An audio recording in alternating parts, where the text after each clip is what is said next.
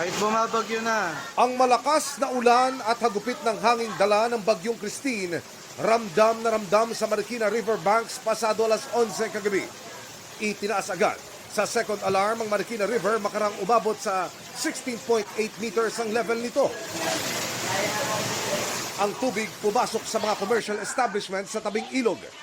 No choice kundi magsara ng maaga ang ilan pero ang resto bar na ito nagbukas muna hanggang madaling araw para i-accommodate ang mga customer na stranded. Nang tumigil ang ulan, humupa naman daw agad ang baha. Pero pagputok ng liwanag, naiwan ang putik sa sahig hanggang sa mga pader. Katuwang ang mga volunteer fire brigade, binomba ng tubig ang duming naiwan. Ilang araw na rin po kami walang tulog. Kasi pag umangat po yung tubig dito, kailangan po namin iangat yung mga gamit namin. Alas 11 ng tanghali kanina na itala sa normal level na 14.9 meters ang Marikina River. Pagkakataong sinamantala ng mga bumbero para matapos ang flushing operation. Habang ang ilang taga Marikina naman, pumwesto na sa tabing ilog para mangisda. Ano ho yung huli nyo? Ito, tilapia. So ito ho ay kakainin o ano ho ang balak? Po yan. Hanggang kailan ho? Hanggang mamayang gabi yan. Sa buong mag-anak na ho ito? Opo. Okay. Kung madadagdag pa, hindi swerte. Oho. Tsagaan lang kami rito. Pangkain po kung may mahuli.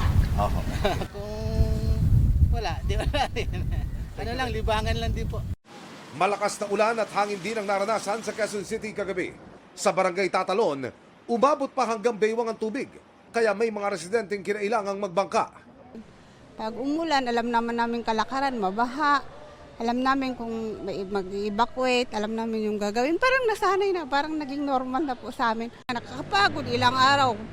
Halos isang linggo maglinis, maglaba. Nakakapagod naman na din po sa kumilos-kilos ng ganito. So, sanay naman na rin po kami.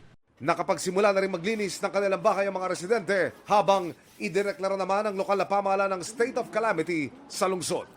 Para sa GMA Integrated News, Emil Sumangil, nakatutok 24 oras.